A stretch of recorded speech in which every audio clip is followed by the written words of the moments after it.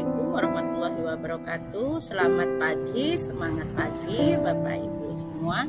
Bertemu lagi di video pembelajaran refleksi latihan mandiri 2 pada program Semangat 2.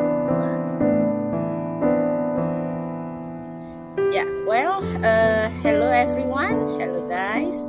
Perkenalkan, saya Ibu Rinda, saya dari SMA Negeri 11 Samarinda.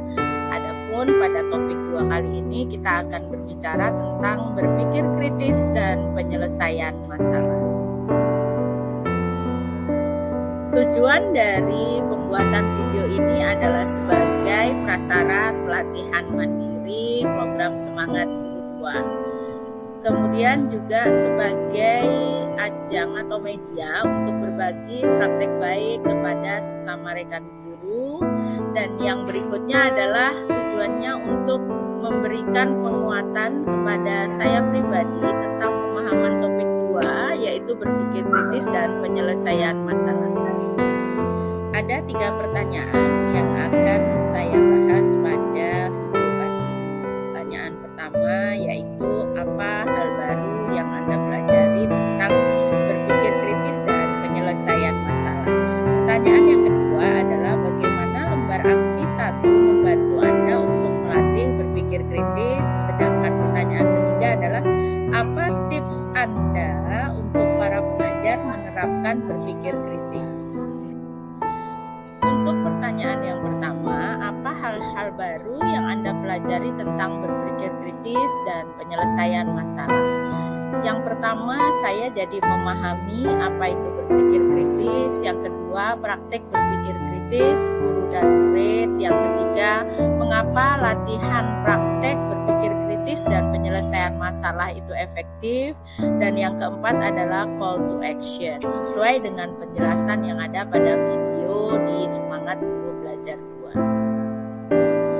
Apa itu berpikir kritis? Menurut pendapat ahli, berpikir kritis adalah proses berpikir seperti observasi, merefleksi, menalar, yang dilakukan secara disiplin, mahir, dan aktif dalam membuat konsep diri, menerapkan, menganalisis, mensintesis, maupun mengevaluasi sebuah informasi.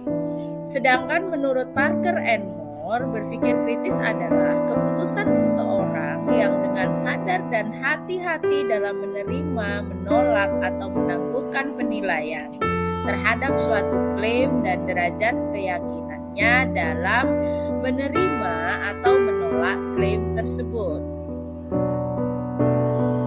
Apa keterkaitan antara berpikir kritis dan menyelesaikan masalah?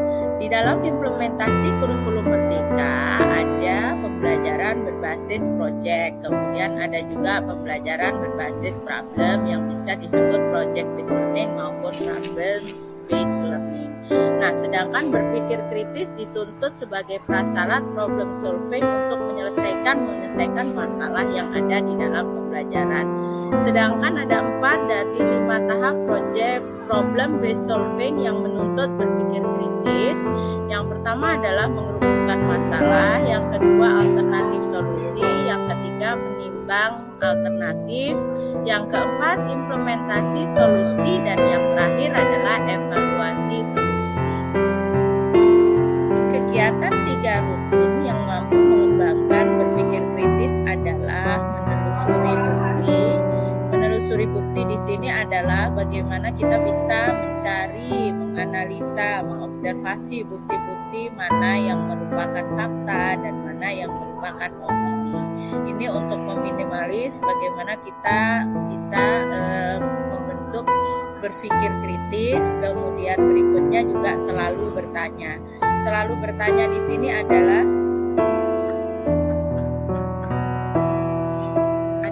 tahapan praktek berpikir kritis guru dan murid adalah 1, ketika kita mendapatkan artikel pemantik, kemudian kita membedakan yang mana fakta dan opini, kemudian bertanya terus tentang apa yang sedang dibahas, menganalisa, observasi, selanjutnya melakukan refleksi atau melakukan umpan balik tentang apa yang sudah kita garis bawahi dari artikel-artikel pemantik yang sudah sudah kita tetapkan untuk melatih bagaimana kita bisa berpikir kritis, yang pada akhirnya harapannya adalah kita melakukan latihan mandiri dan kita terapkan untuk murid. Apa dampak yang kita peroleh setelah melakukan latihan pengembangan berpikir kritis secara konsisten? Yang pertama adalah bahwa kita menyelamatkan diri dari kebiasaan berpikir cepat tetapi gegabah atau keliru dalam melaksanakan keputusan. Yang kedua adalah keputusan yang kita ambil akan menjadi lebih baik, lebih matang dengan persiapan-persiapan, dengan analisa-analisa. Nah, kemudian kita juga terbiasa untuk sigap dalam mengambil keputusan. Berikutnya adalah call in actions. Kenapa?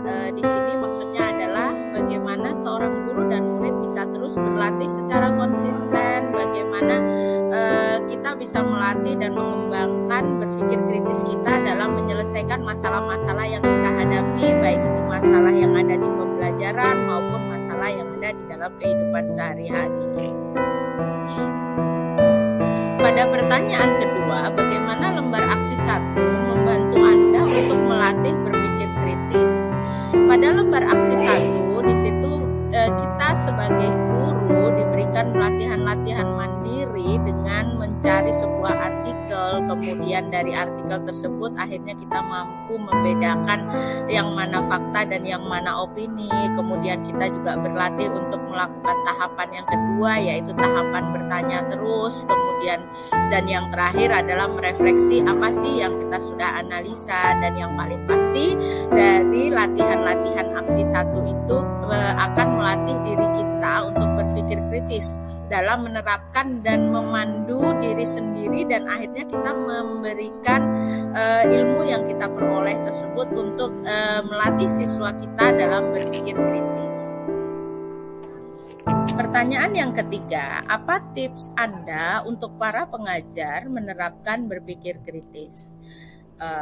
Yang paling pasti adalah ketika kita mengembangkan pola pikir berpikir kritis ini, kita harus selalu sering berlatih untuk melakukan 3 rutin dalam mengembangkan berpikir kritis ini secara konsisten dan berkelanjutan. Mari kita bersama-sama, misalnya dengan membaca artikel, kemudian bagaimana kita membedakan fakta, opini, bertanya terus dan melakukan refleksi.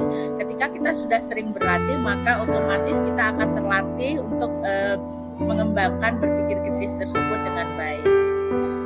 Baik, di akhir video ini sebagai closing atau sebagai penutup, saya ingin menyampaikan bahwa ketika kita ingin melakukan suatu perubahan, maka penting bagi kita untuk melatih diri, mengembangkan bagaimana cara berpikir kritis dalam menyelesaikan masalah dengan tahapan-tahapan yang sudah dijelaskan.